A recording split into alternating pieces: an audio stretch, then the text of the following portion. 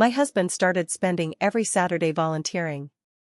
His charity work turned out to be cozy breakfast dates with someone new. When I confronted him, he said, "You're just jealous." He finally understood what jealousy meant when I walked away without a second thought. I, 39 female, have been married to my husband Mark, 42 male, for 15 years. We met in college in Milwaukee. It was one of those fast-burning romances. We had the same humor, same taste in music, same late-night cravings. It felt like we were built from the same parts. We got married right after college. Our families loved each other, we bought a small home just outside of town, and we both got steady jobs. Life wasn't glamorous, but it was steady and full of love. Or so I thought. Last year, out of nowhere, Mark told me he wanted to start volunteering. He said he needed to do something that made a difference. I was surprised but happy for him. He's always been kind, but never particularly involved in community stuff. I asked what kind of charity it was, and he gave me a vague answer about helping families in need. Said it was small and informal, just a group of people doing good.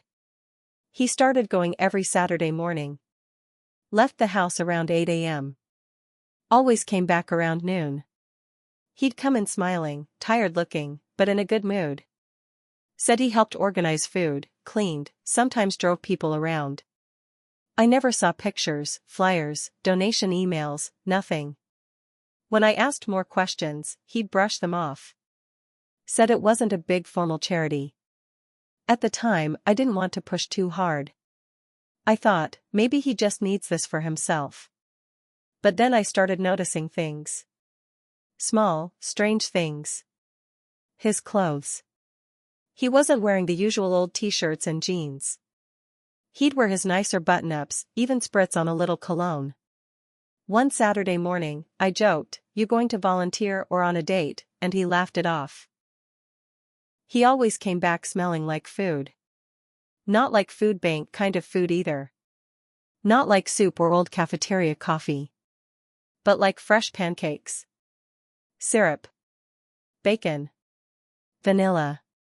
I asked him about it once, and he said they had breakfast together before starting the work. It didn't sit right with me, but again, I ignored it. I told myself I was overthinking. But once you start noticing little cracks, they get harder to ignore. I started keeping notes. Not on paper. Just mental tabs. What time he left. When he got back. What he wore. What he said they did that day. Then came the day I couldn't ignore it anymore. He got home from volunteering, and as I leaned in to kiss him hello, I noticed lipstick on his collar. Not bright red, but definitely not my shade. I wear nude lip balm, never color. My stomach dropped. I didn't say anything right away. I needed to be sure. The next Saturday, I pretended I had errands. Told him I had to pick up groceries on the other side of town. I left the house an hour after he did, but I didn't go shopping. I followed him. He drove to a little cafe I'd never seen before. One of those trendy breakfast spots tucked between antique shops downtown. I parked far enough away but close enough to watch. He walked in. 5 minutes later, a woman walked up to his table. She hugged him. Hugged him like they knew each other well. Not a casual volunteer group side hug. "I've missed you" hug. They sat down across from each other. She touched his arm. He leaned in close. They laughed. A lot. I watched them share food off each other's plates. They were in their own little world. I felt numb. I don't even remember driving home. That night, I couldn't sleep. My chest hurt. My hands were shaking. Every worst thought you can imagine was racing through my mind. But I didn't confront him. Not yet. I needed to know more. The next Saturday, I followed him again. Same place. Same woman. Same routine. Only this time, I took pictures. Not that I ever planned to use them. I just needed proof. For myself. No, he said quickly. No. It's not like that. Then what is it, Mark? Because it sure as hell doesn't look like community service to me. He rubbed his face and said, it's just breakfast. We talk. That's it. You lied to me. 4 months. He sighed. You're just jealous. That sentence. That one sentence made me snap. Jealous? Jealous of what? Of you sneaking around every Saturday like a teenager? Lying about volunteering so you can have pancakes with your girlfriend? She's not my girlfriend. Oh really? Then why lie about where you were going? Why tell me you were helping families when you were just having breakfast with some woman every weekend? He had no answer. Just silence. Eyes on the floor. Like a scolded kid. I stood up and said, you don't get to call it jealousy when I catch you in a lie. He tried to explain himself. Said it started as friendship. Said she listened to him. That I'd been distant. That I worked too much. That I didn't see him anymore. I stared at the man I'd built a life with and realized, I didn't even recognize him anymore. I didn't scream. I didn't cry. I just walked out of the room and slept in the guest bedroom. He knocked on the door a few times that night. I didn't answer. I haven't told anyone yet. Not even my best friend. I'm still sitting with this. Still trying to figure out what to do. But part of me knows the marriage is already over. It died quietly, somewhere between the lies and the syrup. And I don't think I'm the one who killed it. After that night, everything changed. Mark and I still lived under the same roof, but it was cold, quiet. We moved around each other like strangers. We didn't eat together. We didn't talk unless we had to. I couldn't stand the sound of his voice, and he didn't seem to know what to say. A week after the confrontation, he stopped going out on Saturdays. He didn't volunteer. Didn't meet Lisa either. He just sat on the couch, watching TV like nothing happened. I guess he thought that by staying home, things would just fix themselves. They didn't. Then, the text started. Not from Mark, from her. It was a Wednesday evening. I was folding laundry in our bedroom when I saw his phone buzz on the nightstand. He was in the shower. I didn't mean to look, but the name lit up the screen in bold letters, Lisa. The preview showed the first line, I miss you. Why haven't you called? Mark never replied in the thread. Or maybe he deleted his replies.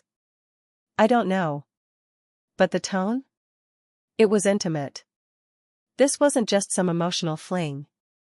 She was in deep. I waited until he stepped out of the bathroom. I held the phone out to him and said, she's still texting you. His face froze. Water still dripping from his hair, towel slung low on his waist. He didn't say a word. I guess you're not replying now, huh? I said. But you were. You definitely were. He reached for the phone, but I pulled it back. No. I want to know, how far did it go, Mark? Be honest. He ran his hand through his wet hair. It wasn't physical. Don't lie to me. He exhaled. We kissed. I felt the floor tilt. That's it? He nodded. And what, every Saturday for months was just waffles and giggles and a few kisses on the side? He didn't respond. Jesus. I can't even look at you, I said, walking out. The worst part? It wasn't the betrayal. It was how little he seemed to care. I spent the next few days sleeping at my sister's house. She knew something was off but didn't push me. Just gave me space and wine and the softest spare bed in the world. But the twist? Lisa wasn't just some woman he met by chance. She wasn't some random cafe regular. She was his coworker. I found out from an old email I came across while backing up our shared laptop. A calendar reminder popped up, team building workshop, 9 a.m. with Lisa S. from 8 months ago. Same timeframe he started volunteering. I googled her name. Her LinkedIn showed up first. Lisa Samuels, Community Outreach Coordinator at Mark's company. She organized volunteer events. That was her job. The Saturday charity lie wasn't random, it was connected directly to her. That meant his story about wanting to help people wasn't a crisis of conscience. It was just a cover to spend time with her. To look like a good man while he slipped out the back door of our marriage. I felt sick. And even worse? His company hosted a fundraiser gala every spring. I had never gone. Mark always said it was boring. Just coworkers, small talk, nothing fancy. But now, I wondered, had she been there? Were they smiling at each other over wine while I stayed home in pajamas watching reruns? I printed her photo. I looked at her face, trying to find what it was about her. Was she prettier? Younger? Smarter? No. Just newer. Just someone who didn't know about his snoring or how he left toothpaste in the sink. Someone who hadn't watched his mother die of cancer or helped him through 2 layoffs. Someone who got the polished version. Not the one I had, tired, distant, distracted. I didn't know what to do next. Divorce felt like the obvious path. But I wasn't sure I was ready. I wasn't scared to be alone, I was scared of wasting 15 years of my life on someone who didn't even say sorry right. And then, a few days later, he did something I didn't expect. He confessed to his boss. I only found out because HR called our house. Apparently, Mark had come forward and admitted to an inappropriate personal relationship with a colleague. He didn't name names, but it was obvious who. Lisa was placed on immediate leave. He was suspended while they investigated. He came home that day looking like someone punched him in the gut. I told them everything, he said. Why now? Because I was tired of lying. Or because you got caught? He didn't answer. There's still more. There's always more. But that's where I'm at now, sitting in the ashes, waiting to see if anything's worth saving. Maybe there's a second part to this story. Maybe not. I'm still deciding. It's been about 2 weeks since HR called. 2 weeks since Mark confessed and Lisa got suspended. 2 weeks of silence at home, while I tried to figure out if this was a man trying to fix his mess, or just a man reacting to consequences. Then the phone rang again. It was Lisa. Yes. Her. I didn't even know how she got my number. She must have gone through Mark's phone before she was suspended. My hand froze when I saw the name. I let it ring out. Then she texted me, I think you should know the full story. If you ever want to talk, I'm not your enemy. I stared at that message for a long time. Part of me wanted to block her. But another part, curious, desperate, maybe even a little reckless, texted back. I didn't tell Mark. We agreed to meet at a coffee shop, neutral ground. Not their cafe, but one across town. I was shaking the whole drive there. When I saw her, I immediately understood the appeal. She had that polished, soft kind of look. Her makeup was perfect but subtle. Her smile was practiced. She looked like someone who always got what she wanted and never had to raise her voice. But when she started talking, her voice cracked. She didn't come to gloat. She came to unravel. I didn't know he was married at first, she said. He told me he was separated. That hit me like a truck. What? She nodded. He said you were living in the same house for financial reasons but had been emotionally over for years. I blinked. That's a lie. I know that now. She told me everything. How they started working closely last year. How they flirted at first, harmless stuff, or so she thought. Then one night after a company mixer, he kissed her. He told her I didn't care about him. That I was cold, controlling, and too busy for real connection. She fell for it. Said he made her feel seen. Needed. She swore they never slept together. Said the most they did was kiss, hold hands, have long conversations in his car. And Saturday breakfasts, of course. She said he talked about me all the time, but not kindly. Said I was jealous, bitter, always nagging. That I made him feel like a failure. I sat there, mouth dry, fists clenched. Not because of what she said, but because I believed her. Because I'd heard those words before. From him. Quietly, under his breath, in fights that never quite ended. In jokes he told in front of friends that made me the punchline. In sighs. In silence.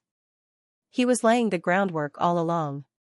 When she finished, she looked me straight in the eye and said, I didn't mean to ruin your marriage. But I think he was trying to escape it long before I came along. I didn't cry. I didn't yell. I just thanked her for telling me. She got up, paid for my drink, and walked out. That night, I went home and looked at Mark like I'd never seen him before. He wasn't just a man who made a mistake. He was a man who built a lie so big, he invited someone else to live in it. When I finally told him I met Lisa, his face turned white. You what? She told me everything. Including the part where you said we were separated. He stopped himself. It wasn't like that. It was exactly like that. He tried to spin it. Said he was confused. Said he didn't mean for it to get this far. Said I pushed him away. I told him I was done listening. But then, the twist I never saw coming hit me the next day. Lisa filed a complaint against him. Turns out, her suspension was temporary. But once she realized the full story, and that she'd been manipulated, she filed a formal HR complaint. Alleging emotional manipulation and workplace misconduct. Mark wasn't just looking at a divorce anymore. He was now being investigated for a relationship with a subordinate that he initiated under false pretenses. His job? Hanging by a thread. He came home that night with a folder of HR paperwork and sat on the edge of the bed like a ghost. I might get fired, he said. I didn't even blink. Then maybe you'll understand what consequences feel like.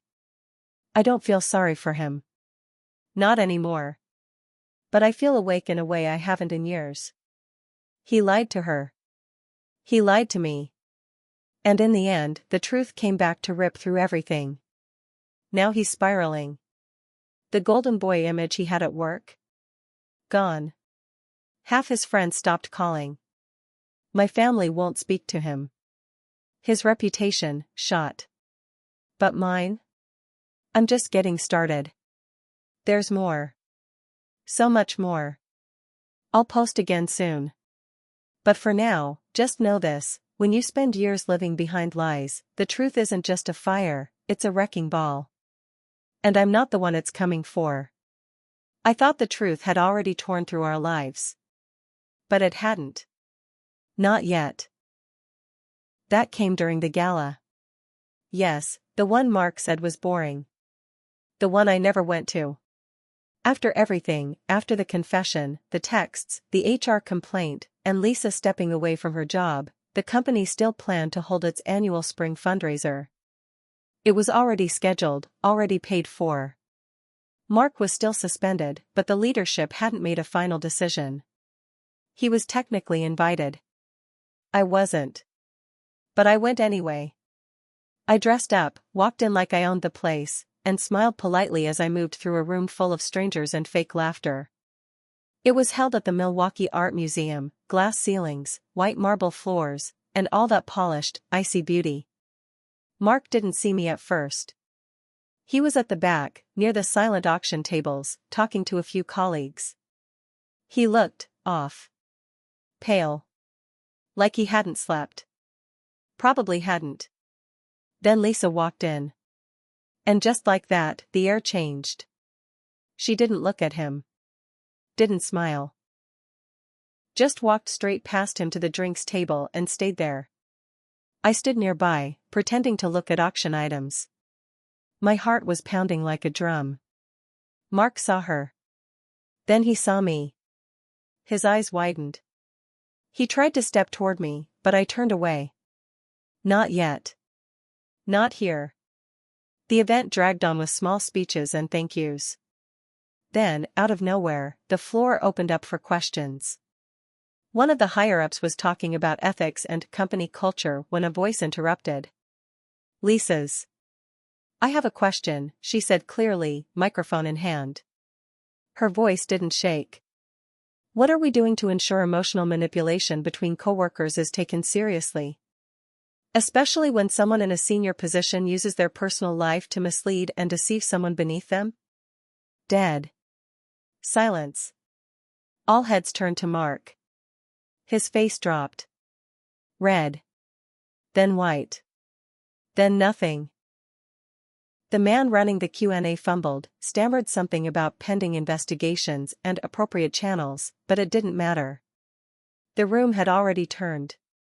Lisa handed the mic back and left. Just walked out like a ghost in heels. I followed her out the door. Outside, the spring air was cold, biting. She turned to me. I didn't plan that. I just couldn't sit there and listen to them pretend everything was okay. I nodded. You did what you had to. She looked at me. I'm sorry again. For all of it. I know. We parted without another word. Inside, Mark caught up to me in the parking lot. What are you doing here? He asked, half breathless, half furious. Watching everything fall apart. You? That wasn't fair, he spat. She ambushed me. No, I said quietly. She exposed you. He ran a hand through his hair. You really think I'm the villain in all this? I didn't answer right away. I think you broke something you can't fix, I said. You wanted attention, validation, whatever it was, and you didn't care who you hurt to get it. I made a mistake, he said, voice cracking. But I didn't plan this. You lied to me for months, I snapped. You kissed another woman, gaslit me, and told her we were separated. You planned everything. The anger in me had burned so long it was now something colder, heavier. A kind of grief. He sat down on the edge of the curb, head in his hands. I'm losing everything, he whispered. I stood there a moment. Then finally said, so did I. And I walked away. Mark's HR hearing happened 3 days later. They let him go. Quietly. No dramatic send-off. Just a signed NDA and a severance package. Lisa didn't come back either. She told me later through a text that she'd found another job out of state. Wanted a clean break. Our house felt emptier than ever. Mark started packing his things. Said he'd move to a small apartment downtown. Said I could keep the house if I wanted. He tried to apologize again. Said he never stopped loving me. Said he thought he'd find something new and shiny, but realized too late it wasn't real. But here's the thing, he only realized it when everything collapsed. Not when he held her hand. Not when he kissed her. Not even when I caught him. Only when the curtain dropped. He asked if we could try therapy. Said he was willing to fight for us. I told him no. I'd already spent months fighting for someone who wasn't fighting back. It's been 6 weeks. He's moved out. I'm in the house with the quiet and my thoughts. Some days I cry. Some days I blast music and clean out closets like I'm digging out the past. My sister visits more often. My best friend took me on a road trip just to get my mind off things. Slowly, I'm coming back to myself. And here's what I've learned, when someone lies to you for months, every word after feels heavy. Even their apologies. The betrayal hurt. But the gaslighting? That's what breaks your mind. Lisa wasn't my enemy. She was a mirror, held up to show me what I refused to see. And Mark? He's a memory now. A long one. A deep one. But not a future. I'm not sure what comes next. Maybe I'll start dating. Maybe I'll just travel. Maybe I'll spend the next year learning how to sleep alone without feeling lonely. But I know one thing for sure, I may have lost a husband, but I found the truth. And I'll never let someone hide that from me again.